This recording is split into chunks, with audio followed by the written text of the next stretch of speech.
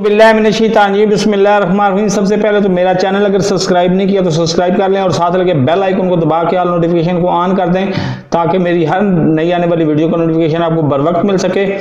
अभी अभी breaking news आई है कि जनाब घोटकी से जो पीटीआई का मार्च चला था सखर से कराची के लिए, उस मार्च में साबिक ज़िले सदर और मारूफ रहनुमा मीर इफ्तिखार हुआ कुछ इस तरह से है कि वो कंटेनर जो है वो पहले ही ओवरलोडेड था। सामने से आई है मोटरसाइकिल, कंटेनर वाले ने अचानक ब्रेक लगाई है, इसकी वजह से वो गिर कर ज़ख्मी हो गए हैं।